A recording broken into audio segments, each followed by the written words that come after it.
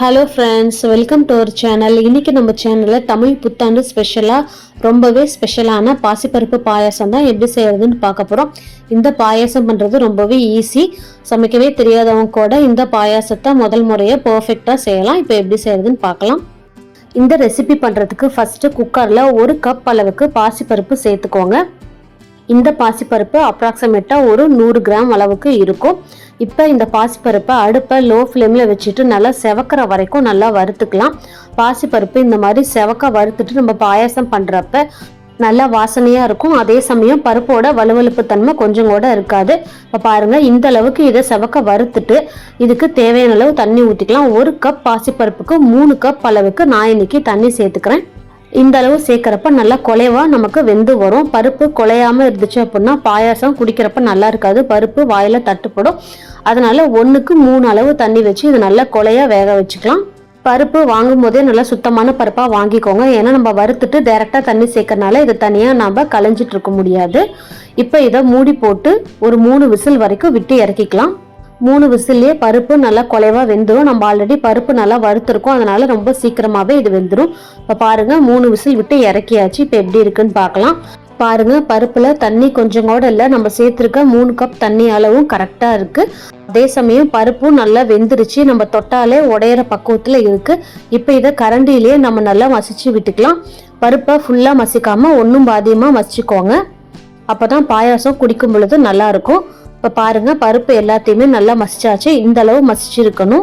லைட்டாக பருப்பு அங்கங்கே கொரப்பாக இருக்கணும். இப்போ இந்த பாயாசத்துக்கு தேவையான வெள்ளைக்கரைசல் ரெடி பண்ணிக்கலாம். அதுக்கு ஒரு பாத்திரத்தில் 2 கப் அளவுக்கு வெல்லம் சேர்த்துக்கலாம். நீங்கள் எந்த கப்பில் பருப்பு அளந்தீங்களோ அதே கப்லேயே 2 கப் அளவுக்கு வெல்லம் சேர்த்துக்கோங்க. நல்லா உடச்சி தூள் பண்ணி சேர்த்துக்கோங்க. வெல்லம் சேர்த்துட்டு அதே கப்பில் 1 கப் அளவுக்கு தண்ணி சேர்த்துக்கலாம். நமக்கு வேக வச்ச பருப்புல தண்ணி எதுவும் இல்லை, அதனால நம்ம 1 கப் அளவு வரைக்கும் தண்ணி தாராளமாக வெள்ளத்தில் சேர்த்துக்கலாம். சப்போஸ் உங்களுக்கு வேக வச்ச பருப்புல தண்ணி இன்னும் அதிகமாக இருக்கு அப்படின்னா நீங்கள் வெள்ளைக்கரைசல்ல 1/2 கப் அளவு தண்ணி சேர்த்துக்கிட்டாலே போதும். இப்போ இந்த வெல்லம் எல்லாமே நல்லா கரைஞ்சி வரணும். இந்த மாதிரி நல்லா கொதிக்க ஆரம்பிச்சதுக்கு அப்புறமா இதில் 1/4 டீஸ்பூன் அளவுக்கு ஏலக்காய் தூள் சேர்த்துக்கலாம். ஏலக்காய் தூள் சேர்த்துட்டு இது எல்லாத்தையும் நல்லா மிக்ஸ் பண்ணி விட்டுருங்க. இப்போ இந்த பருப்புல வெள்ளைக்கட்டி கொஞ்சம் கூட இல்லாத அளவுக்கு எல்லாமே நல்லா கரைஞ்சி வரணும். கரைஞ்சி வந்தாலே போதும், பாகுபதம் தேவையில்லை. பாருங்க, இப்போ எல்லாமே நல்லா கரைஞ்சிருச்சு. இப்போ இந்த வெள்ளைக்கரைசல் அப்படியே நம்ம வேக வச்ச பாசிப்பருப்பு கூட சேர்த்துக்கலாம். இந்த மாதிரி வடிகட்டி சேர்க்கறப்ப நமக்கு வெள்ளைப்பாகுல இருக்க தூசு எல்லாமே நமக்கு இதில் ஃபில்டர் ஆகி வந்துடும். இப்போ இந்த பருப்பு வெள்ளைக்கரைசல் இது எல்லாமே நல்லா மிக்ஸ் ஆகிற அளவுக்கு நல்லா கலந்து விட்டுருங்க. இப்போ பாருங்க, இது எல்லாத்தையும் நல்லா மிக்ஸ் பண்ணி விட்டாச்சு. இப்போ இதில் ஒரு பிஞ்ச் அளவுக்கு உப்பு சேர்த்துக்கலாம். இந்த மாதிரி உப்பு சேர்க்குறப்ப நமக்கு இனிப்பு டேஸ்ட்டு இன்னுமே அதிகமாகி டேஸ்ட்டு இன்னும் அதிகமாக கிடைக்கும். இப்போ இதை நல்லா ஹை ஃப்ளேமில் வச்சுட்டு நல்லா கொதிக்க விடுங்க. நமக்கு பருப்பு பார்க்குறப்ப அங்கங்கே இருக்கிற மாதிரி தான் தெரியும். நல்லா ஒரு 2 நிமிஷம் அளவுக்கு இதை ஹை ஃப்ளேமில் வச்சு கொதிக்க வைக்கிறப்ப நமக்கு பருப்பு எதுவுமே தெரியாது. சுத்தமாக நல்லா வெள்ளைப்பாகோட கலந்து நல்லா கெட்டியான பக்குவத்துக்கு வந்துடும். பார்த்தீங்கன்னா 1 நிமிஷம் அளவுக்கு ஹை ஃப்ளேமில் கொதிச்சிருச்சு. அதுக்கப்புறமா லோ ஃப்ளேமில் வச்சு 1 நிமிஷம் வரைக்கும் இதை நான் கொதிக்க வச்சுருக்கேன். நல்லா திக்காகி வந்திருக்கு. இப்போ பாருங்க, நல்ல கரெக்டான பக்குவத்துக்கு வந்துருச்சு. இதுக்கு மேலே கெட்டியாச்சு அப்படின்னா ஆறுனதுக்கு அப்புறமா இன்னுமே கெட்டியாகும். அப்போ நமக்கு குடிக்கிறப்ப ரொம்ப திக்காக இருக்கிற மாதிரி இருக்கும். இப்போ இந்த பாயாசத்துக்கு தேவையான முந்திரி திராட்சையை வறுத்து சேர்த்துக்கலாம். அதுக்கு ஒரு கடாயில் 2 டீஸ்பூன் அளவுக்கு நெய் சேர்த்துட்டு நெய் நல்லா சூடானதுக்கு அப்புறமா ஒரு சின்ன பீஸ் தேங்காயை பின்னாடி இருக்க கருப்பு கலர் தோலை நீக்கிட்டு இந்த மாதிரி குட்டி குட்டி பீசஸாக கட் பண்ணிட்டு நெய்யில் சேர்த்துக்கோங்க. இந்த மாதிரி தேங்காய் வறுத்து சேர்க்குறப்ப நமக்கு டேஸ்ட்டும் ரொம்பவே சூப்பராக இருக்கும். நமக்கு ஒரு வாய் குடிக்கிறப்பையும் இந்த தேங்காய் சாப்பிட்றதுக்கும் ரொம்பவே நல்லா இருக்கும். தேங்காய் கோல்டன் கலரில் வறுத்ததுக்கு அப்புறமா நம்ம இதில் முந்திரி சேர்த்துக்கலாம். ஒரு 5 முந்திரி பருப்பை 2ஆக உடச்சி இதில் சேர்த்துட்டு முந்திரியும் நல்லா கோல்டன் கலரில் வர வரைக்கும் நாம் இதை வறுத்துக்கலாம்.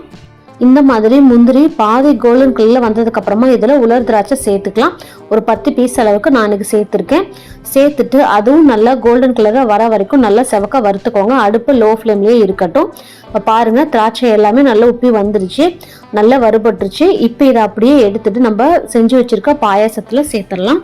இந்த மாதிரி தேங்காயை நெய்யில் வறுத்து நம்ம சேர்க்கும் பொழுது பாயாசம் சீக்கிரம் கெட்டு போகாது. இதுக்கு பதிலாக நீங்கள் திருவண்ண தேங்காய் கூட சேர்த்துக்கலாம். அதோட டேஸ்ட்டும் ரொம்பவே நல்லா இருக்கும். இப்போ இது எல்லாத்தையும் நல்லா ஒரு டைம் மிக்ஸ் பண்ணி விட்டுருங்க. பாருங்க பாயாசத்தோட கன்சிஸ்டன்சி நல்லாவே திக்காகி இருக்கு, நல்லா சூடா இருக்கு. இப்ப பாருங்க பாயாசம் லைட்டா ஆறி இன்னுமே கெட்டியான பக்குவத்துல வந்துருச்சு. இந்த பாயாசம் பண்றது ரொம்பவே ஈஸி, பிகினர்ஸ் கூட டக்குன்னு செஞ்சு முடிச்சிடலாம். இந்த ரெசிபியை உங்க வீட்லயே கண்டிப்பா ட்ரை பண்ணி பாருங்க. ட்ரை பண்ணி பார்த்துட்டு எப்படி வந்துச்சுன்னு எனக்கு கமெண்ட்ஸ்ல சொல்லுங்க. நம்ம சேனல்லே நிறைய ஸ்வீட் ரெசிபிஸ் போட்டிருக்கோம், அதோட லிங்க் டிஸ்கிரிப்ஷன்ல தரேன், மறக்காம செக் பண்ணி பாருங்க. நம்ம சேனல் உங்களுக்கு பிடிச்சிருந்தா லைக் பண்ணுங்க, ஷேர் பண்ணுங்க, மறக்காம சப்ஸ்கிரைப் பண்ணுங்க. தேங்க்யூ.